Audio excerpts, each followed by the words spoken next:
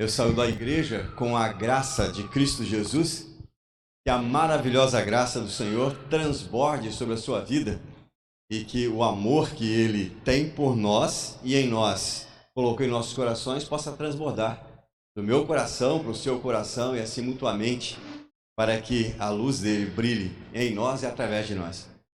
Uma alegria muito grande estar com vocês.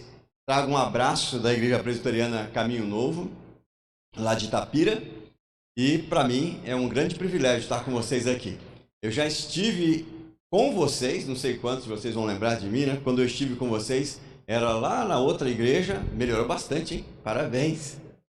E na época era o reverendo Isauro, que era o pastor, né? Tá ali, ó, não tinha visto, que bom vê-lo. E naquela época eu tinha cabelo, a minha barba era preta, algumas coisas mudaram de lá para cá. Assim como o lugar que vocês estão melhorou bastante, eu não posso dizer o mesmo de mim. Mas estamos aqui servindo o Senhor com grande alegria. E alegria é uma coisa muito boa, não é? Eu, por exemplo, estou com o coração transbordando. Eu queria até ter tido a ousadia de fazer como um irmão que está sentado no banco, como uma irmã que está ali logo atrás, como a minha irmã que está aqui em frente aqui, de ter vindo de verde também. Mas não tive tanta ousadia assim. Porque, afinal de contas, o meu time foi campeão do Brasil, então meu coração está transbordando de alegria. Mas esta alegria é uma alegria passageira, não é? É uma alegria assim que a gente se distrai com ela, é gostoso a gente usufruir dela, é bom a gente brincar com essas coisas, mas a gente se lembra que algum tempo atrás o São Paulo despontava como o melhor time do Brasil, foi o melhor time do mundo, ganhou, se não me engano, 2 ou 3 campeonatos mundiais aí na época do Cafu, do Raí, mas passou, não é? O Flamengo também, o ano passado se destacou e esse ano eles achavam que o Flamengo ia ganhar tudo, ganhou nada. O Botafogo, que é o meu time de origem, quando eu estava no Rio de Janeiro eu torcia pelo Botafogo, depois eu mudei para São Paulo, eu sou mais paulista do que carioca, porque eu fiquei no estado do Rio 23 anos, na verdade nunca fui carioca, eu fui fluminense, porque quem nasce no estado do Rio é fluminense, e lá eu torcia pelo Botafogo, mas eu fiquei 23 anos lá. Eu vim para Campinas, estudar em Campinas, e de lá para cá fiquei para esse lado de cá, já estive em Rondônia, estive lá no Tocantins, e já faz um tempão que eu estou aqui, faz 27 anos que eu estou aqui nessa região aqui. Então eu sou mais paulista do que fluminense, e aqui eu torço pelo Palmeiras. Mas eu lembro que o Botafogo neste ano foi o líder, não sei quantas rodadas do campeonato e bondosamente entregou o campeonato para o Palmeiras, nós agradecemos. Mas isso é uma alegria que passa, não é? A gente sofre um ano, vibra no outro. Hoje eu quero conversar com vocês sobre uma alegria que permanece, uma alegria que dura e nunca acaba. É uma alegria realmente transbordante, recalcada, sacudida e transbordante. E eu quero convidar vocês para nós lermos o livro do profeta Isaías, o capítulo 12, versículos de 1 a 6. Eu os convido para esta leitura e meditação na palavra do Senhor.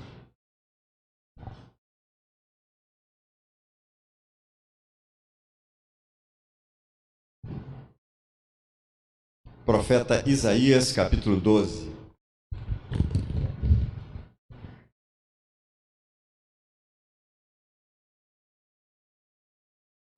Amém? Assim nos diz a palavra. Naquele dia você dirá: eu te louvo, eu te louvarei, Senhor, pois estavas irado contra mim, mas a tua ira desviou-se e tu me consolaste. Deus é a minha salvação, terei confiança e não temerei. O Senhor, sim, o Senhor é a minha força e o meu cântico, Ele é a minha salvação. Com alegria, vocês tirarão água das fontes da salvação. Naquele dia, vocês dirão: deem graças ao Senhor, invoquem o seu nome, tornem conhecidos entre os povos os seus feitos, anunciem que é excelso o seu nome. Cantem louvores ao Senhor, porque Ele fez coisas grandiosas, saiba-se isso em toda a terra. Exultem e gritem de alegria, ó moradores de Sião, porque grande é o Santo de Israel no meio de vocês. Aleluia.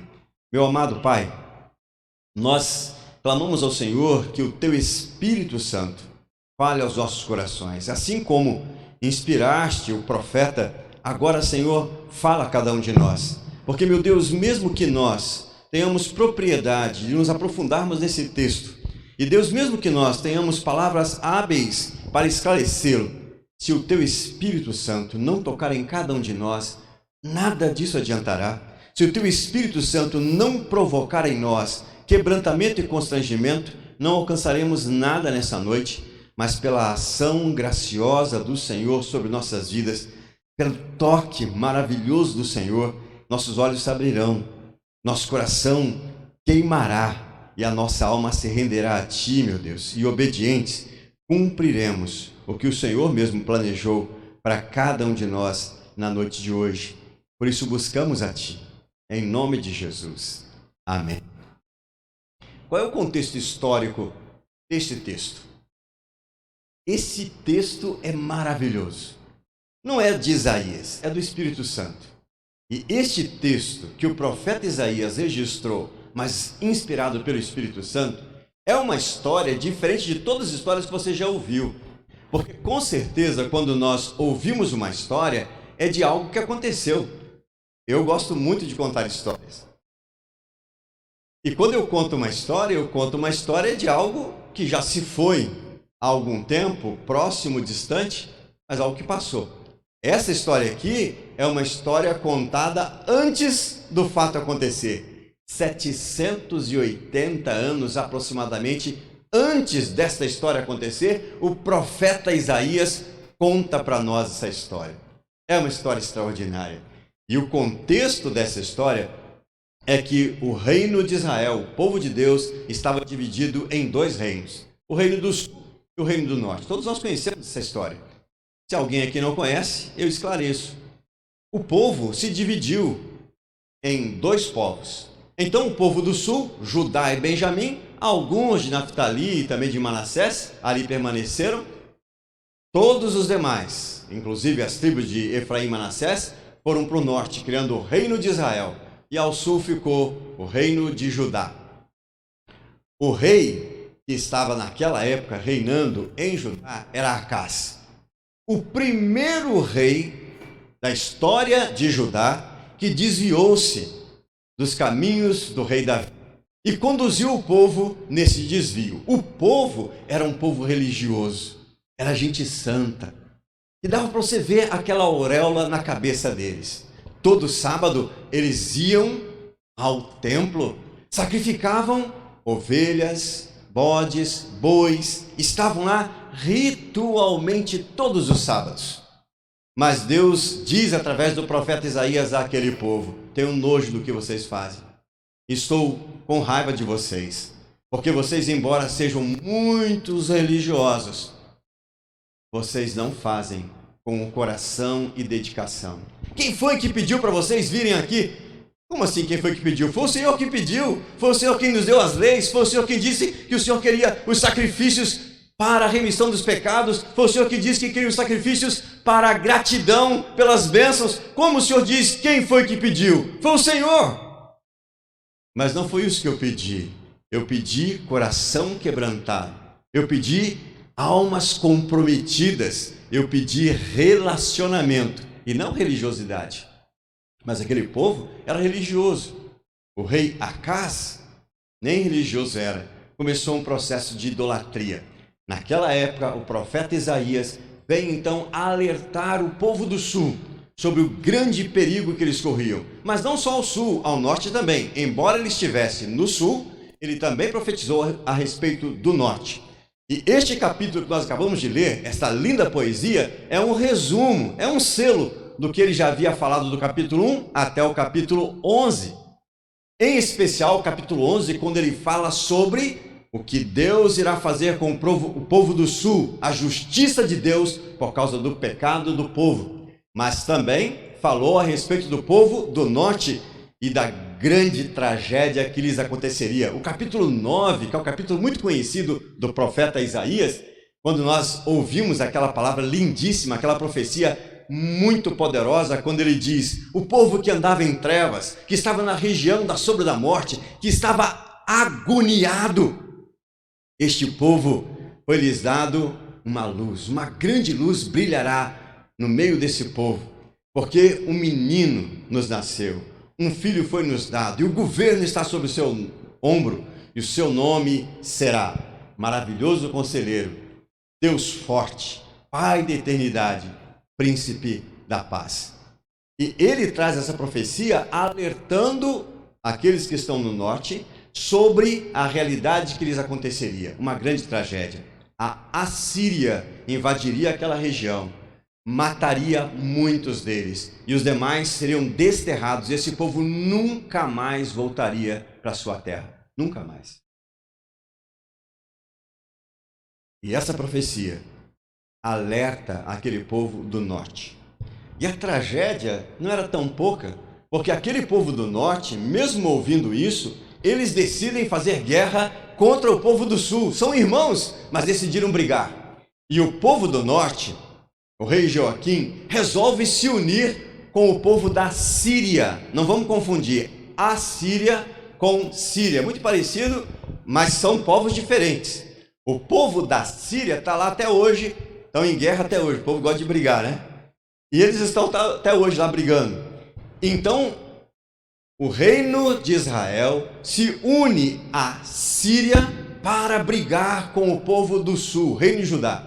O rei Acás de Judá, com medo dessa situação, resolve fazer uma aliança com a Assíria, que era um império poderoso naqueles dias e um império sanguinário. Eles gostavam de primeiro cegar as pessoas para depois matá-las.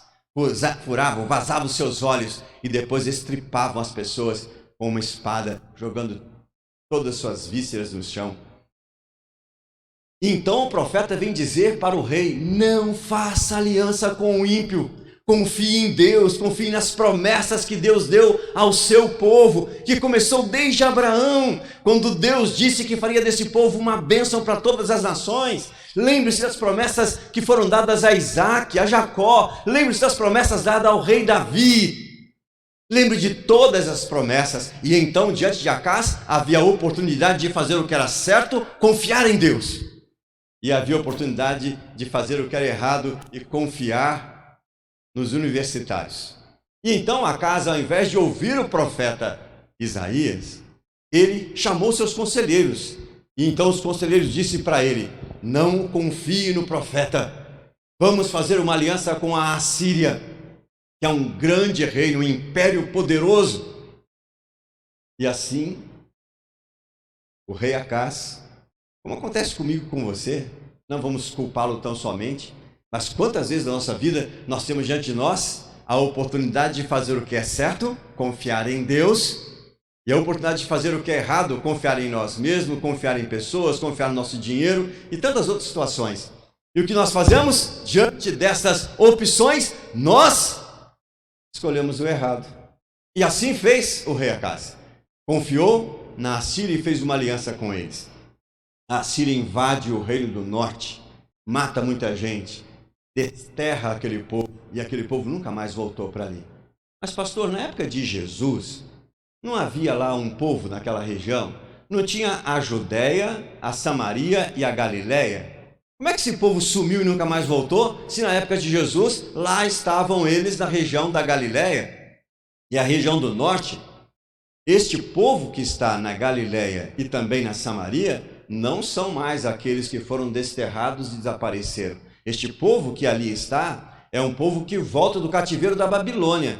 Espera aí, parece que você pulou alguma parte da história. Que história é essa de cativeiro da Babilônia? É porque depois de 60 anos que os assírios invadiram o reino do norte, matou um monte de gente, desterrou o resto, a Babilônia invade o reino do sul e faz a mesma coisa. e põe fogo na cidade, destrói o templo de Jerusalém. O templo, mas como assim o templo? Se aquele povo, eles confiavam que nunca ninguém poderia derrotá-los, porque o templo que Salomão construiu, aquele templo que Deus visitou, encheu o lugar de fumaça, a glória do Senhor foi vista ali. Quem poderia vencê-lo? Se o Senhor é por nós, quem será contra nós? Mas a Babilônia invadiu, destruiu a cidade, o templo, não deixou pedras sobre pedras, como disse o Senhor Jesus. Aquele povo que foi levado para o exílio, aquele povo volta. Alguns ficam na Galiléia, os mestiços ficam na Samaria. Por isso o judeu detestava os samaritanos, porque eles eram mestiços. E o povo da Galiléia era um povo pobre, era um povo que estava distante do centro religioso. Eles não tinham assistência religiosa, os sacerdotes não iam lá. Era um povo longe do centro político. Eles não tinham qualquer benefício do cuidado da autoridade daquela região. Eles estavam longe do centro cultural, era um povo ignorante. Eles nem falavam hebraico, falavam aramaico, polvinho, ó. Eu não conheço aqui em Mogi do Iguaçu, lá em Tapira tem um lugar lá chamado Barroquinha. Não sei se aqui tem um lugar assim, mas lá tem, Tapira. Então, quando alguém quer falar alguma coisa ruim, adivinha o que o pessoal fala? Vai para Barroquinha, né? Ou então, quando alguém quer difamar alguém, falar mal, fala, parece ser da Barroquinha. Vocês lembram quando Jesus começou a chamar os discípulos? E então André se encontra com Natanael, e aí André diz para Natanael, encontramos o Messias. Natanael encontrou quem é? Jesus, de onde? De Nazaré. E o que Natanael fala? Nazaré, pode vir alguma coisa boa de lá? É a mesma coisa lá de Tapira. Barroquinha, pode vir uma coisa boa de lá? Esse preconceito das pessoas com relação àqueles do norte. Olha essa história toda, esse contexto histórico de drama e tragédia que aquele povo viveu, e é impressionante que Deus não os poupou da tragédia. Mas Deus lhes dá uma promessa, uma profecia extraordinária, tanto para o norte quanto para o sul. Para o norte ele fala, uma grande luz brilhará sobre vocês, e o povo que estava em trevas verá uma grande luz, porque vocês receberam um menino, e ele será o rei, e o seu reino não terá fim. E para o povo do sul, ele diz exatamente isso daqui para nós. E é agora que eu quero chamar a atenção de vocês para a gente falar sobre esta alegria, a alegria individual. Preste atenção, versículo 1. Naquele dia você dirá, você. Ele estava falando para o pessoal dos seus dias lá em Judá, mas não era só para eles, é para todo aquele que crê, até o dia de hoje. Então ele diz, naquele dia você dirá, graças te dou ao Senhor, porque ainda que tiraste contra mim, a tua ira se retirou, e tu me consolas. Ele está dizendo que nós temos que adorar a Deus, e o motivo pelo qual devemos adorar a Deus é que nós merecíamos a ira de Deus, mas Deus retirou a ira e trouxe misericórdia e graça e nos consola. Para aquele povo nos dias do profeta Isaías, que dia era esse? Naquele dia você dirá. Que dia era esse? Para aqueles, o dia era o dia do Messias, quando Jesus Cristo, Emanuel, se tornaria Deus conosco, quando a luz do mundo brilharia nas trevas. Aquele era o dia. Para os pastores que estavam lá em Belém, porque Jesus, ele viveu em Nazaré, mas ele nasceu em Belém, todos nós sabemos disso. Para os pastores lá de Belém, quando os anjos anunciaram que o Salvador nasceu, aquele era o dia. Para os apóstolos que viram Jesus, que caminharam com Jesus e que ouviram a história do nascimento de Jesus, o dia era o dia da ressurreição. E para nós, que dia é esse? Naquele dia é o dia da volta do nosso Senhor, quando nós o veremos no céu e nós vamos voar. Já parou para pensar nisso? nós vamos voar para encontrar com Ele. A gente fala assim, nós seremos arrebatados. É bonita essa palavra arrebatado, mas eu gosto mais de voar. Eu sempre sonhei em voar, então eu vou voar para me encontrar com o Senhor. Esse é o dia. Mas aquele povo do dia de Isaías tinha que esperar até o nascimento do Messias para adorá-lo? Os pastores tinham que esperar o menino crescer para adorá-lo? Os apóstolos tinham que esperar Jesus ressuscitar para adorá-lo? Nós temos que esperar o Senhor voltar nas nuvens para adorá-lo? O convite é: adore-o agora, porque você merece a ira de Deus. Mas a ira se desviou e a misericórdia transbordou sobre a sua vida. Então adore, mas o adore de verdade. E não como aqueles religiosos que faziam todos os seus rituais de culto, mas não se entregavam por inteiro e de coração para amar a Deus sobre todas as coisas. Você conhece o Shema? Você já ouviu o Shema? Não? O Shema era um ditado ou uma ordem que o povo recebeu de Deus lá no deserto, Moisés, e o ditado era: ouça Israel, o Senhor é o único, e a Ele adorarás de todo o seu coração, de toda a sua alma, de todo o seu entendimento. E o Senhor Jesus, resumindo os mandamentos, disse: amarás o Senhor teu Deus sobre todas as coisas. Mas eu pergunto para vocês sinceramente, não tenta me iludir não, porque talvez você me consiga, mas a Deus você não consegue. Alguém consegue amar a Deus sobre todas as coisas? Fala sinceramente. Você consegue amar a Deus mais do que o seu marido?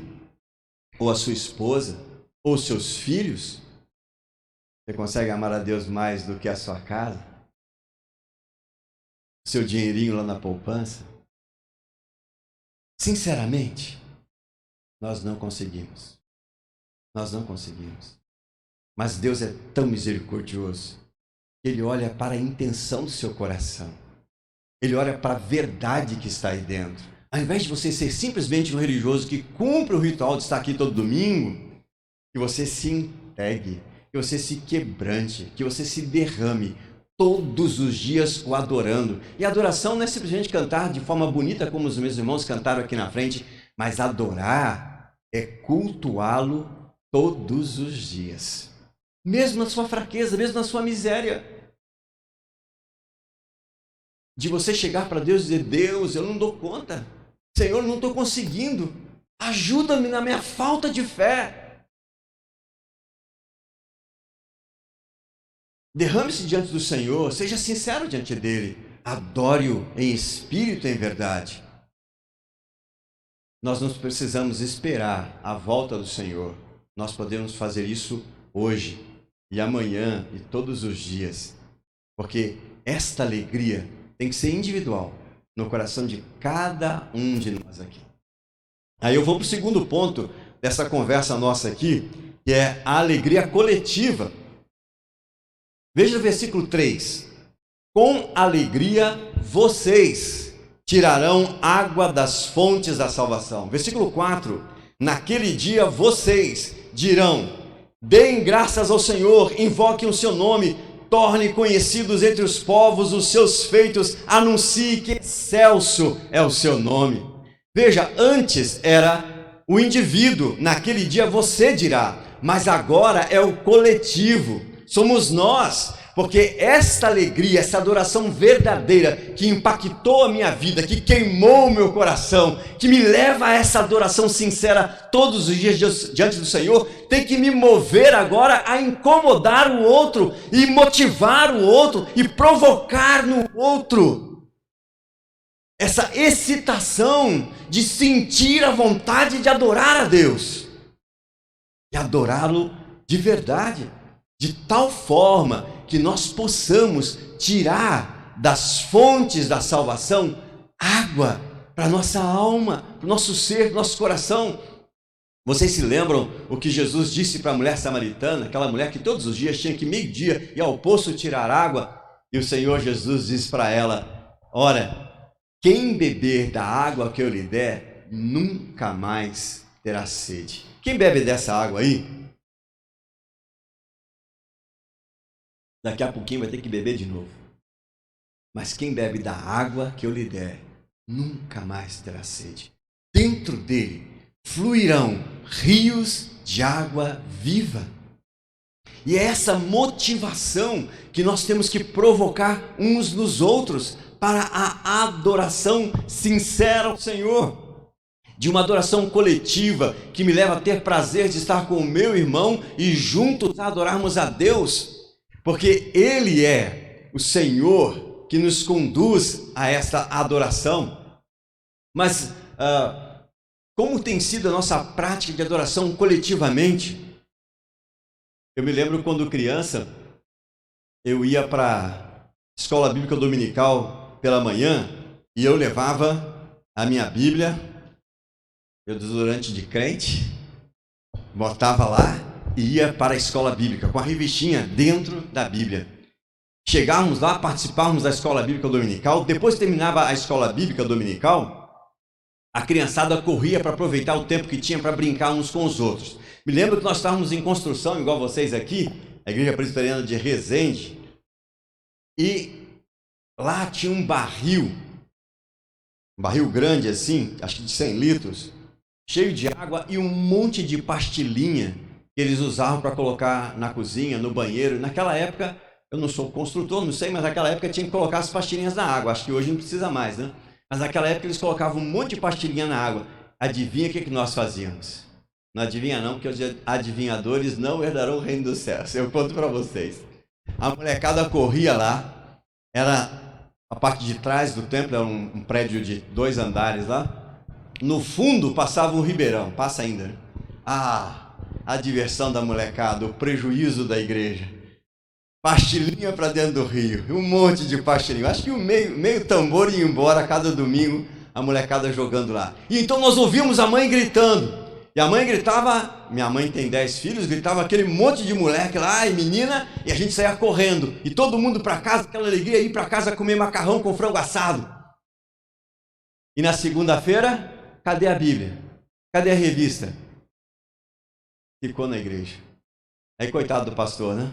O pastor morava no fundo da igreja, a casa pastoral no fundo da igreja. E a molecada ia lá, ó, apertava, pastor, segunda-feira, folga, querendo dormir um pouquinho, e a molecada apertando a campainha para pegar a Bíblia e levar a Bíblia para casa. Talvez o coração do pastor ficasse contente, embora ele tivesse um pouco de incomodação daquela molecada apertando a campainha logo segunda-feira de manhã, mas eu acredito que o coração dele ficasse contente, porque ele pensava, olha, eles vieram buscar a Bíblia e a revista, né? Mas eles foram buscar porque a mãe mandou. E a Bíblia, a revista, foi para casa e ficou lá em cima da escrivaninha a semana inteira. E tem uma história muito legal, não sei se ela é verdadeira ou não, mas eu acredito que talvez vocês conheçam, se não conheçam, vão conhecer agora, de uma irmã que perdeu o óculos. Conhece essa história? Conhece? A irmã que perdeu o óculos, passou a semana inteira procurando o óculos, pensou até em comprar um óculos novo, só que no domingo ela achou. No domingo ela achou o óculos, estava dentro da Bíblia. Aí eu pergunto para nós, coletivamente, que amor é esse que nós temos ao Senhor sobre todas as coisas, que nós não temos prazer de estar juntos para adoração durante a semana? Se nós não temos sede desta palavra para ler dela todos os dias, como diz o salmista no Salmo 63, que nós devemos ter sede dessa palavra como uma terra árida, seca, espera pela chuva. Mas que sede é essa nossa, que nós não temos sede de ler a palavra todos os dias? Nós dizemos que ela é a nossa única regra de fé e prática, nós dizemos que ela é pão, alimento para nossas vidas, mas você bebe água só no domingo? Quantas vezes na semana você bebe água? Aqui no culto mesmo, quantas vezes no culto você bebe água? Eu fui em uma igreja, vou falar qual é, e tinha um cartaz na porta da igreja, proibido levar copo d'água para o templo. Eu fiquei olhando aquilo e fiquei pensando, gente, que tortura. Esses crentes aqui sofrem muito, coitados. Não pode levar copo d'água para o templo. Não sei se todo mundo derramou o copo tudo junto e causou uma tsunami lá, né? Pode ter sido. Mas a minha pergunta é, você bebe água só no domingo? O que Isaías está dizendo para nós, que como povo, para o povo dos seus dias, para os pastores, para os apóstolos, para mim e para você, nós temos que ter sede e nós temos que buscar e beber desta água o máximo que nós pudermos. Eu não sei que dias vocês têm culto durante a semana aqui, mas eu queria dizer para você, meu irmão e minha irmã, que faz qualquer outra coisa e não vem no culto. Olha, você está falhando muito com o seu Salvador. Porque você diz que o ama. Mas se eu dissesse para minha esposa que eu amo só no domingo, ela ia desconfiar muito do meu amor por ela. Vamos para o último ponto? Eu estou cansando vocês, né? Alegria pelo convite. Então, primeiro é uma alegria individual que nos conduz a essa adoração desse Deus que tinha todo motivo para nos punir. E veja que ele puniu o povo do norte e do sul. Não os livrou da punição, mas trouxe uma grande promessa sobre a vida deles. Portanto, quando você passa por luta, entenda, Deus tem uma grande promessa na sua vida. O culto tem que ser coletivo.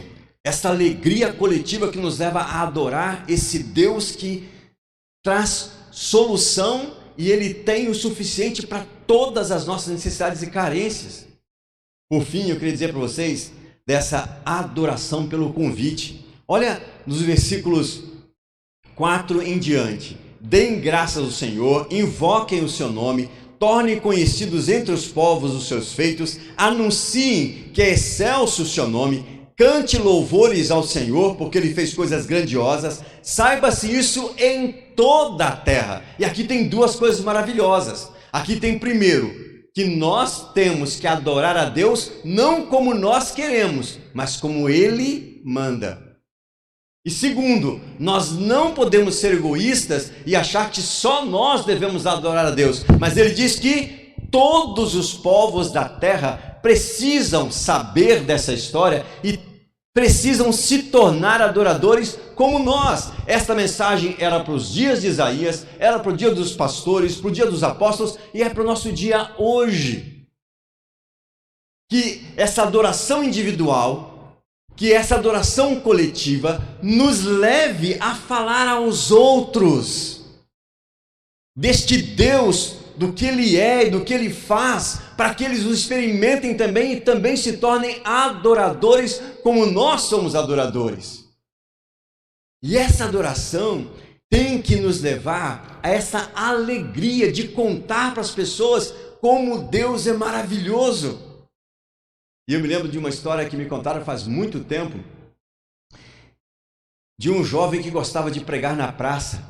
Então ele comprou uma caixa de som, um microfone, e aos sábados ele ia para a praça para pregar na praça. Mas poucas pessoas paravam para ouvi-lo.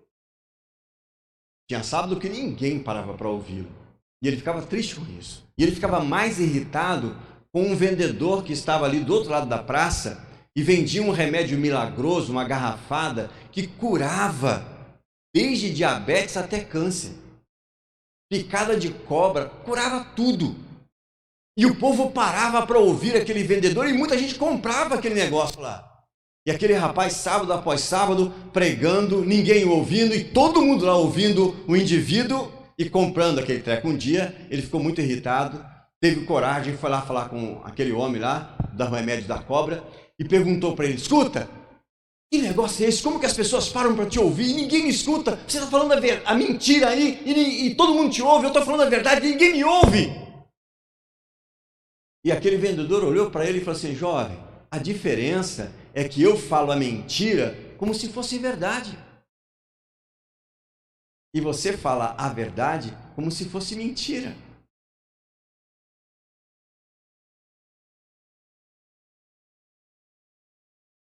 Sabe, quando nós falamos que nós amamos a Deus, nós temos prazer em adorá-lo, quando nós nos emocionamos e nos arrepiamos, quando nós até choramos no domingo, mas na quarta ou na quinta, nós preferimos ficar vendo as séries ou outra coisa qualquer, nós estamos falando a verdade como se fosse mentira. E se de repente um visitante vem pela primeira vez aqui no culto de domingo e vê todos vocês aqui, e ele fica empolgado e fala que coisa linda, maravilhosa. E alguém o convida para vir. É quarta ou quinta o culto aqui? Quarta. E alguém o convida para vir na quarta. E aí ele vem na quarta.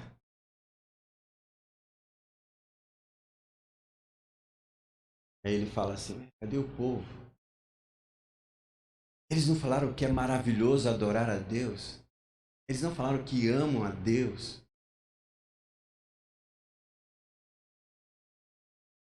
Por último, eu quero falar para vocês sobre a alegria e a gratidão que traz satisfação. O que o profeta está dizendo para nós é que esta promessa de redenção é dizer para cada um, nos dias do profeta Isaías, para o povo do sul e do norte, nos dias dos pastores, nos dias dos apóstolos, hoje, é dizer que tudo que nós precisamos do Senhor está diante de nós. O Senhor tem o suficiente para cada um e para todos nós. E nós podemos beber desta água, das fontes da salvação, o quanto nós quisermos e todos os dias que nós quisermos, porque Ele o oferece com garantia e com graça, de tal forma que nós podemos usufruir de tudo que o Senhor tem conquistado por Cristo Jesus, graciosamente, imerecidamente. E nós podemos nos deliciar e podemos ter essa vida abundante se nós o buscarmos. Eu concluo contando uma história verdadeira do pai do pastor da igreja presbiteriana de Uberaba, que era um sitiante lá em Goiás, um sítio pequeno, metade do sítio, boa porcentagem do sítio era pedregoso, uma parte dele tinha terra fértil. E aquele homem sustentava a sua família arduamente, cultivando a terra, tendo que ter criatividade, fazer multiplantação lá para conseguir sustentar a família com um certo conforto, e era muito penoso para ele. Até que um dia alguém lhe fez uma proposta de venda, de compra, e a proposta era boa, e ele vendeu o seu sítio e mudou-se com a família para a cidade. Alguns meses depois, a mineradora que havia comprado aquele sítio descobriu uma mina de diamantes. Uma fortuna. Aquele homem estava sobre a fortuna e nunca usufruiu dela.